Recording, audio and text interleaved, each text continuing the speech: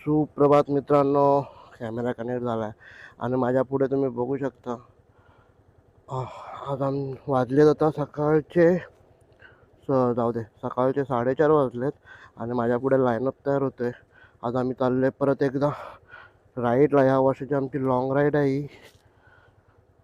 आता आम्ही आमच्या एरियातून निघालो आहे. गाड्या पुढे लोड होत आहेत, दिसत आहेत तुम्हाला. रायडर्स आपले सगळे मित्र लोड होत आहेत. आमची फॅमिली आम्हाला सोडायला आली आहे. आता इथून आम्ही गणपती मंदिर, वाकोल्याचं गणपती मंदिर आहे, तिथे थांबून एकदा पूजा, हलकी छोटी मोठी पूजा करणार. मग तुम्हाला मी माझा लाईनअप दाखवतो कोण कोण आहे ते. तर अशा प्रकारे आम्ही एरियातून निघालो आहे. माझ्यासोबत जयेश निघाला आहे पुढे. 2 गाड्या अजून मागे लोड होत आहेत. तर आता आमचा पहिला डेस्टिनेशन म्हणजे आम्ही जेव्हा पण वाकोल्यात एरियातून बाहेर पडतो तर वाकोल्याच्या गणेश मंदिराजवळ जाऊन बाप्पाच्या दर्शनानंतर पुढे पडतो बाहेर. हाच गणेश मंदिर आहे जेव्हा आम्ही ऑलवेज राईटला जाताना इथून पाया पडून निघतो. हा नेहमी सकाळी बंद असतो. सकाळी 5 वाजता हा बंद असतो. तर बघू शकता ना, आमचा सगळा लाईनअप इथे रेडी झालाय. मी तुम्हाला एक लाईनअप दाखवतो आमचा. काय मालवणी बुवा, वंडरलस्ट परेश. ए भाऊ जोरात बोल, काय बोलतेस ते.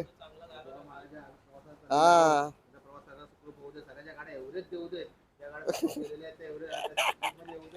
त्याच गाडीला लागेल विष, मग मला सांगू नकोस.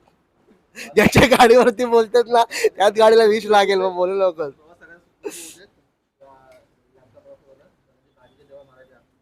होय महाराजा.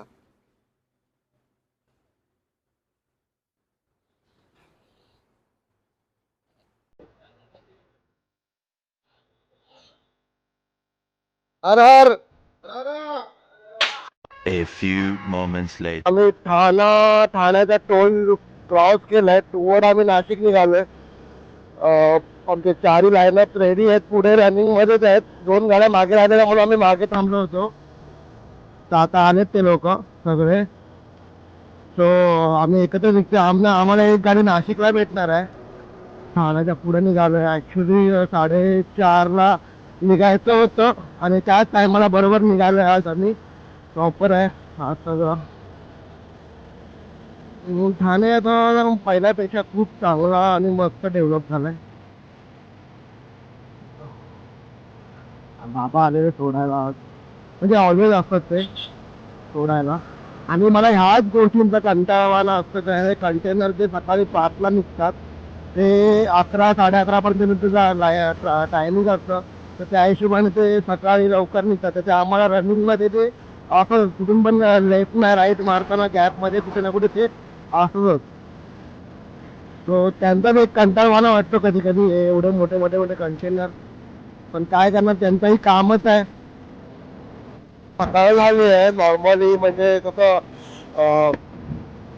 अर्ली मॉर्निंग जो दिसतो असं मस्तपैकी ना, डोंगरांच्या मागून असा ग्रेडियंट आलाय हलका हलकाचा ऑरेंजिश.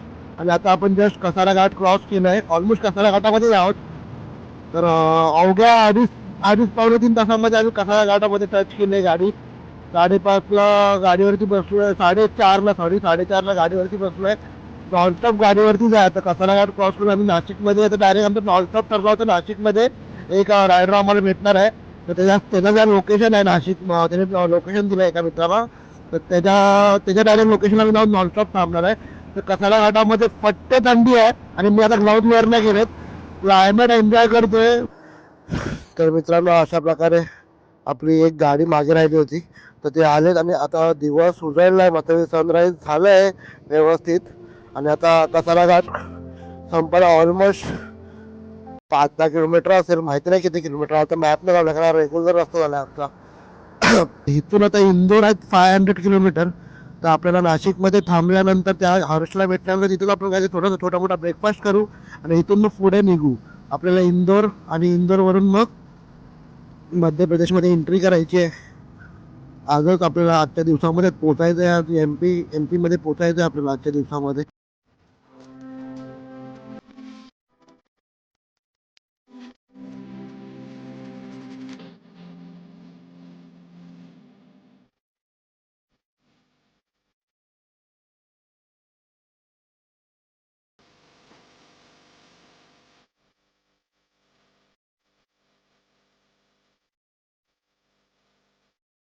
One eternity later.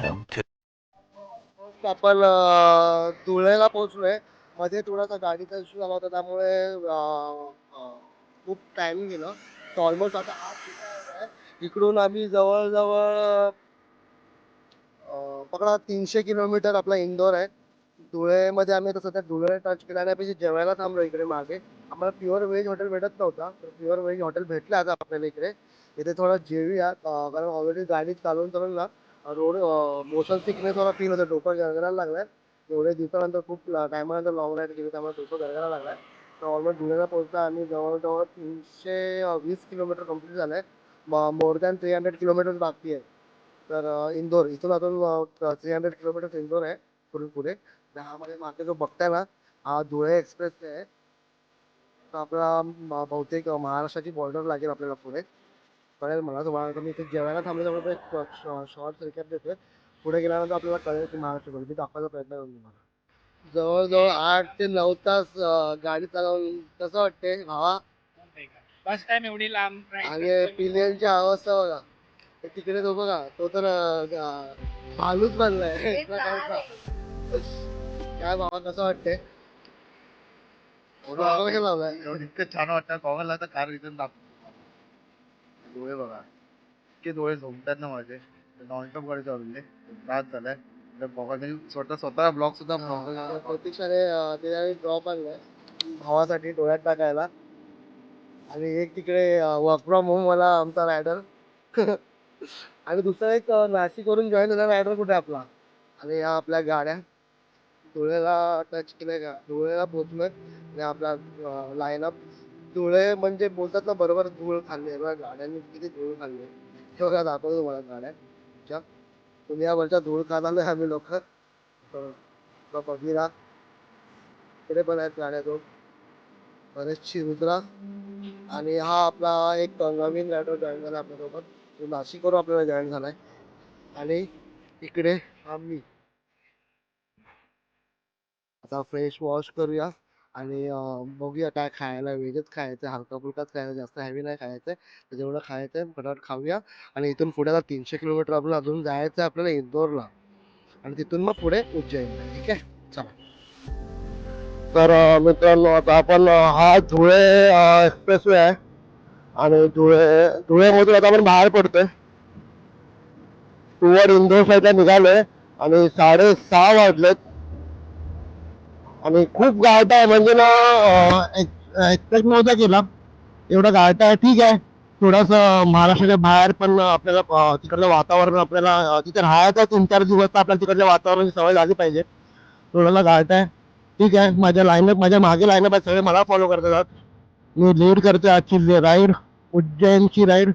आणि सकाळपासून प्रवास खूप छान झालाय रस्त्यांमध्ये. आणि सगळं लोकांनी पण खूप चांगला कॉर्पोरेट केलाय. म्हणजे असं नाही की कुठल्या गावामध्ये काही झालंय. फक्त मध्यंतरी थोडा नाशिकमध्ये थोडा गाडी बंद पडली होती थोडीशी.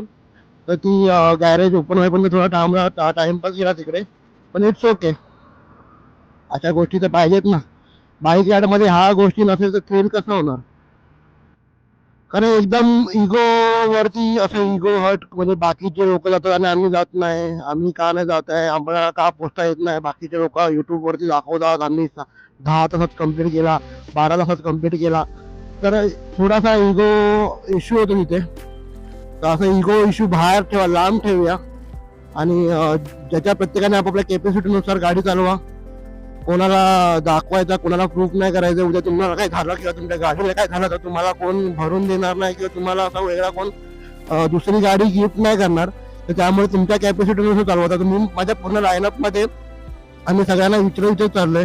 कोणाला झोप येते, कोणाला बॅक पेन होतं तर आम्ही तिकडे थांबत चाललोय.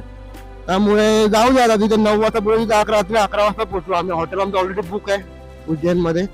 जाऊ कारण एवढंच आहे की रात्रीचा प्रवास नाही करायचा. अलग स्टेटमध्ये चाललोय. महाराष्ट्रामध्ये आपण रात्रभर भटकतो आपल्याला फरक नाही पडत. पण आता महाराष्ट्राच्या बाहेर चाललोय आपण तर थोडासा या गोष्टीची पण काळजी घेऊनच जायचंय. तर जेवढा रस्ता कव्हर करता येईल तेवढा करतोय. 60-70च्या स्पीडनेच जाणार. कारण या रस्त्यामध्ये बघा मध्ये अशी गावावरती लोक सायकल विकल क्रॉस करतात. मध्येच रॉंग वे पण येतात. तर त्यामुळे ओव्हरटेक मारत जाऊ शकत नाही. ठीक आहे. आणि आता 6:30 वाजले पण अंधार बघा. माझ्या फॉगलॅम्प वरती आम्ही चाललोय. 6:30 वाजता हा अंधार आहे. तर तुम्ही अंदाज लावू शकता रात्री 9 वाजता काय अवस्था असेल या रोडची.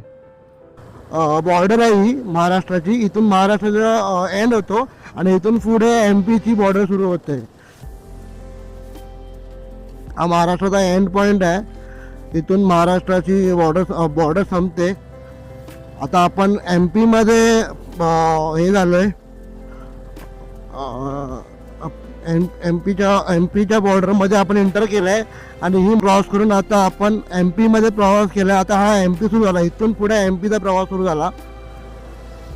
MP मध्ये एंटर केले आपण आणि आपले रायडर्स आपले सगळे पुढे लाईनीमध्ये. म्हणलं पाहिजे भाई, पिलियनला पण त्रास झालाय पण दाखवत नाही दरवेळीप्रमाणे. जसं आम्ही हम्पी गोकर्ण राईड केली होती त्या टायमाला पण पिलियनला खूप त्रास झाला होता, पण त्या टायमाला पण त्यांनी दाखवलं नव्हतं. आणि आताही आम्ही MP मध्ये एंटर केलंय पण आताही झालेला त्रास त्यांना दाखवत नाही. खूप एन्जॉय करतात ते लोक. म्हणलं पाहिजे.